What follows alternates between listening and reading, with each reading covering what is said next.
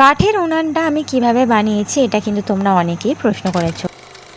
আসসালামু আলাইকুম এভরিওয়ান, কেমন আছো তোমরা সবাই? আশা করি তোমরা সবাই খুব ভালো আছো।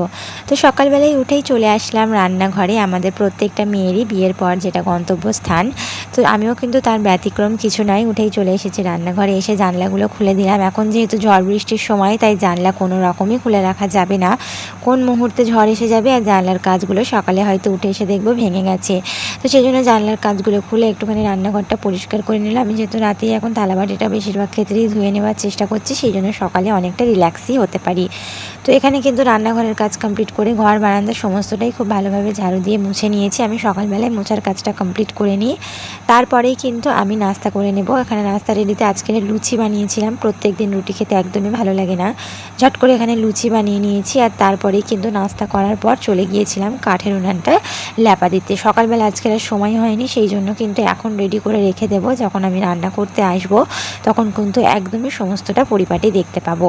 তো এখানে কিন্তু কাঠের উনানটার সম্বন্ধে তোমরা অনেকেই কমেন্ট করেছো, দিদিভাই কীভাবে বানিয়েছো, এবং এই কাঠের উনানটা কিন্তু করলে এই পেটিটা, মানে যে পেটিটার উপরে আমি বানাচ্ছি সেটা পুড়ে যাবে কি না। আমিও প্রথম এটা ভাবতাম, জানো তো, যে এই পেটির মধ্যে এই কাঠের উনানটা বসালে হয়তো পেটিটা গরমে পুড়ে যাবে। এটা কিন্তু একদমই নয়।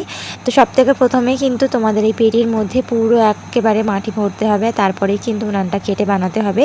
আর এটা কিন্তু ইউটিউব চ্যানেলে গিয়ে তোমরা সার্চ করলেও পেয়ে যাবে। আমি কিন্তু ভিডিও ইউটিউব চ্যানেল দেখেই আমি বানিয়েছি। তোমরাও কিন্তু সার্চ করতে পারো এইভাবে পেটির মধ্যে কীভাবে উনান বানায়, তাহলে তোমরা full details recipe full details video দেখতে পেয়ে যাবে। আর তোমরা কিন্তু সেখান থেকেই দেখে শিখে বানিয়ে ফেলতে পারবে। সত্যি কথা বলতে এই উনানটা কিন্তু খুব সুন্দর জ্বলে, জানো তো। আমি কিন্তু আমার দিদির দেখার পরই শখটা হয়েছিল বানানোর। ভীষণ সুন্দর জ্বলে। আশা করি তোমরা তোমাদের প্রশ্নের উত্তর পেয়ে গেছো।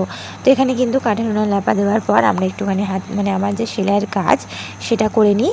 তারপরে কিন্তু 11টা 11:30 নাগাদ করে আমি রান্নাবান্না করতে যাই। তো ব্যাস এভাবেই আজকের সারাটা দিন আমার কাটিয়ে তো ব্যাস এভাবেই আজকের সারাটা দিন কেটে গেল।